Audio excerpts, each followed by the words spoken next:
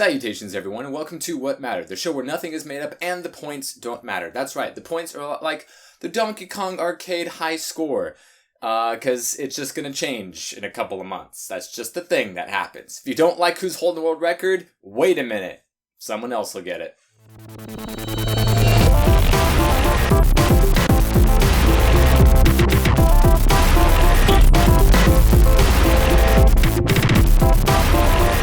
So, Uncharted 4 came out this week, and I can tell you, it's an amazing game. What's that? It's still in the cellophane, and I haven't actually played it yet?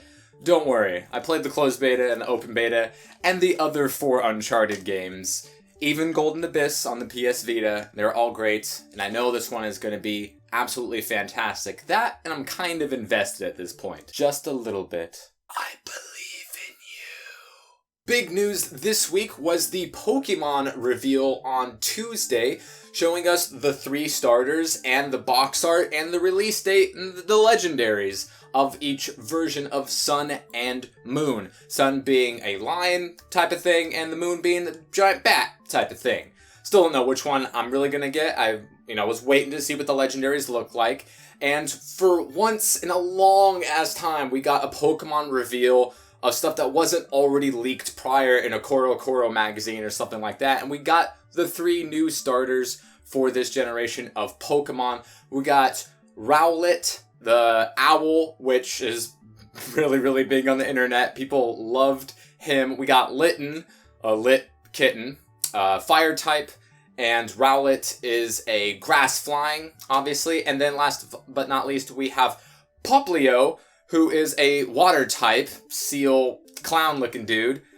Seems like the least popular out of the 3, out of the initial internet reactions. And when it comes to Pokemon, fan art of newly announced Pokemon is literally the fastest thing on the internet. You have leaks, they get out real fast. You get, scandals, those get out real fast. You get, something that happens in a movie that becomes a meme instantly. But nothing is faster than brand new Pokemon fan art, because there's already a billion of them after like 10 minutes after that they were shown.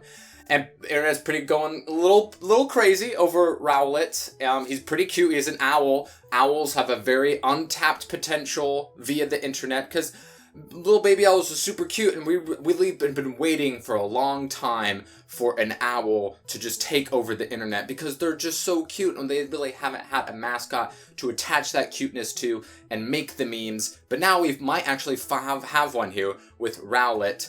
And this might be the first time in Pokemon history that the grass type will be the fan favorite. You could say, what about, this gen or this gen? It's always a fire or a water type that is typically the fan favorite, the most chosen one, the one that people talk and like the most, whether they're, decent at the metagame or not. With Pokemon Y, we had Feroki, and this one, I personally don't know which one I'm going to choose yet, which is kind of odd. Usually when you see them, I know exactly which one I'm going to pick. Always the cutest one. I do like Rowlet, and I have a soft spot for the grass-type Pokemon. But Litten, it seems kind of cute. Poplio, I don't know about that. It's always important to see what the final evolutions look like, and I'm sure we'll see that before Pokemon Sun and Moon are released November 18th in Japan and the US, and Europeans have to wait until the 23rd. Unfortunately, it's not a global release date like X and Y were, but people are hyped, and there's reason to be hyped, because new Pokemon. And in Tell Us Something We All Already Know news, BioWare made the official announcement that Mass Effect Andromeda has been pushed back to early 2017. They also announced that they will be showing Andromeda at E3. I don't know in what capacity, if we'll see single player, or we get, the name of our protagonist, or we get to see more aliens. Are going to show us anything about multiplayer, or just, a bigger, better, longer trailer? No idea, but I'm very excited for it. Mass Effect Andromeda was my most anticipated game of this year, but now it's going to be my most anticipated game of next year, because we are going to have to wait. We already knew this in March. The CEO told us that it's been, it's going to be coming out next year, and we're just waiting on the final announcement to tell us that it's absolutely coming out in 2017. And it is. That is a shame, but hey, it's Mass Effect, and there's no lengths to which I will not wait for this game. In sad news for many people, Disney Infinity is officially discontinued.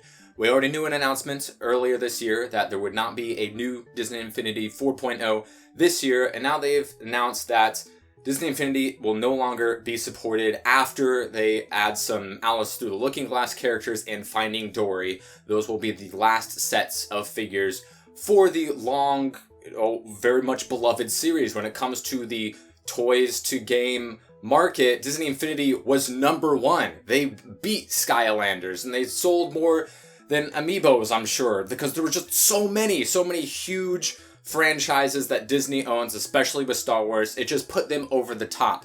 But apparently it wasn't enough for their quarterly earnings, and they decided that not only are they stopping with Disney Infinity, but they are stopping their self-publishing of video games as a company entirely. So what this means is that they're no longer going to be making their own games, but divvying them out to other studios to make, like they did with Battlefront, like I'm sure they're going to be doing with whatever Amy Hennig is working on right now, as well as like, the Lego Star Wars games. So we are still going to get Star Wars games, but probably other Disney franchise games with, their own, unique characters.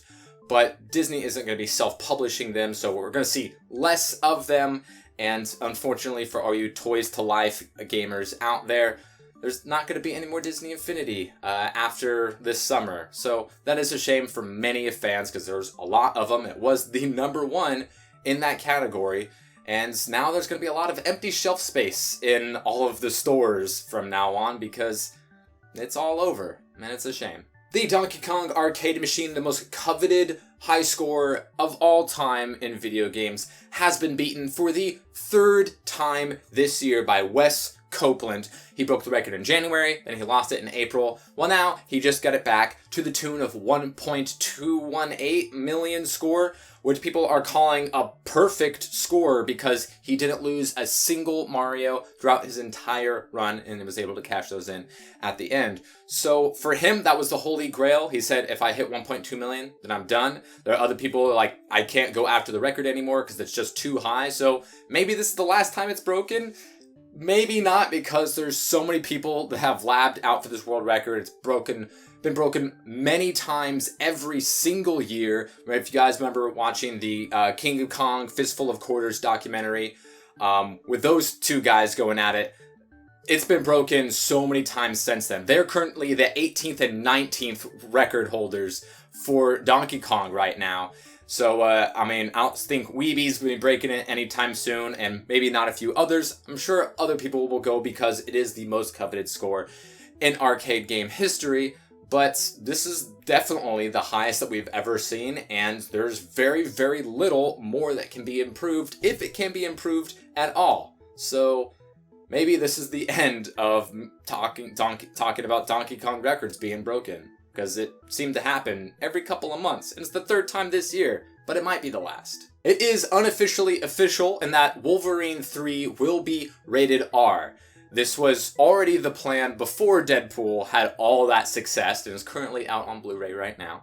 And it also has been confirmed once again that it will take place in the future, and we're going to have an Old Man Logan. If you guys read the comics, you know what is probably going to be going on within this film. It's Hugh Jackman's last reprisal of the Wolverine role that he made famous so long ago when the comic book movie movement was started off with his, rendition of Wolverine in the first X-Men film all the way back in 2001. And it's very, very cool to see what direction that they are going to be going, and the fact that it's rated R means they ain't going to pull any punches, and it's going to be one hell of a last hurrah for Hugh Jackman. We did see those claws in the Apocalypse trailer, but nobody, I think, has any definitive proof that Hugh Jackman is making a cameo at all. Maybe it's just a throwaway thing to show that he is still in that universe, but he's not in the movie, so they're not going to show him physically. He just helps out in one fight scene, but they don't actually show him. I don't honestly know, but I'm excited for Apocalypse, even though there's been a lot of really, really negative reviews out so far. We've also had some pretty good reviews and, you know, some mixed reviews of that as well. But I think we can all get hyped for Wolverine 3. The last Wolverine movie, Wolverine, was pretty good and didn't really, you know, fall into a lot of the tropes of other solo superhero movies. And Hugh Jackman's fucking amazing, so come on. RWBY Chibi finally came out this week. The very short 3-minute, 38-second first episode. It's just a collection of very chopped, put-together shorts featuring the RWBY characters in chibi form. It's super cute. It's adorable. It's not going to have, you know, an insane storyline that's going to make everybody cry or anything like that. But it's funny, it's cute, and it's got our RWBY characters in an even cuter form than what we thought was possible. And it's really good, so it's hopefully going to tide us over until Volume 4 comes out. Volume 3 just came out on Blu-ray in the past couple of weeks. And we can look forward to the next Rooster Teeth animation, Camp, which will be coming out sometime this summer. Any Hooting the Blowfish, that is what mattered this week. If you like to know what matters in the future, hit the subscribe button when these comes out every single Saturday. Hope you all enjoyed. Leave your comments below about anything that I mentioned this week, and I will see you all next time.